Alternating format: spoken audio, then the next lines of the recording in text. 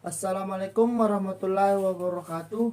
Perkenalkan, nama saya Ahmad Maula, NIM 21030 150 2072 dari kelas PJKRE Angkatan 21, Fakultas Ilmu Keolahragaan Universitas Negeri Makassar.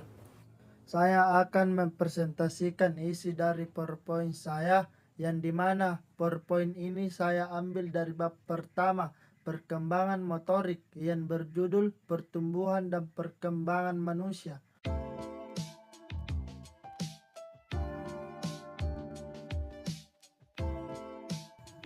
Hakikat perkembangan motorik.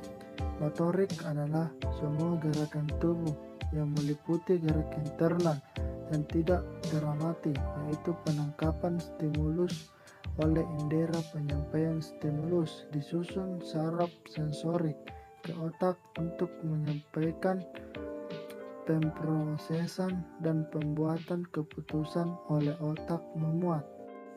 Kata motorik sendiri mengandung makna gerakan otak dengan otak seolah-olah bersifat refleks atau dengan sedikit keterlibatan resepsi dan kongsi.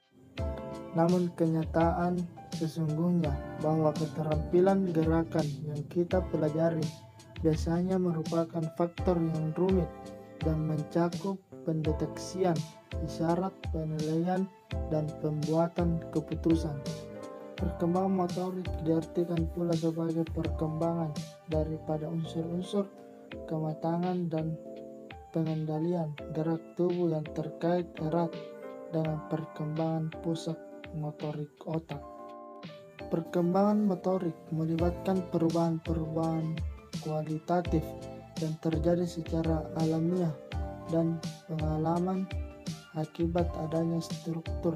Sebagai contoh, anak yang tumbuh semakin tinggi dan besar, maka secara alamiah akan diikuti pula perkembangannya. Perkembangan motorik berlangsung secara berkesinambungan sejak konsepsi hingga kematian dan terjadi menurut kecepatan yang berbeda-beda. Meskipun demikian, pola perkembangannya tidak berubah. Istilah gerakan merujuk pada suatu perubahan aktual posisi bagian tubuh yang teramati dan merupakan tindakan kulminasi daripada proses motorik. Gerakan sering terkait dengan perilaku lainnya, namun secara umum merujuk kepada tindakan bergerak. Pola gerakan untuk Wikstrom merupakan kombinasi daripada gerakan yang terorganisasi secara serial, terutama berdasarkan waktu dan ruang. Dalam mengaji tentang perkembangan motorik terdapat sejumlah istilah yang mempunyai makna spesifik. Istilah-istilah tersebut perlu dijelaskan agar memudahkan pembaca memahami topik yang dibahas melalui sebagai gerakan untuk memudahkan membaca dan memahami topik-topik yang dibahas. Kontrol motorik menekankan pada perubahan-perubahan performance untuk melakukan tugas-tugas gerak tertentu, sedangkan performance motorik menekankan pada belajar atau latihan dan proses.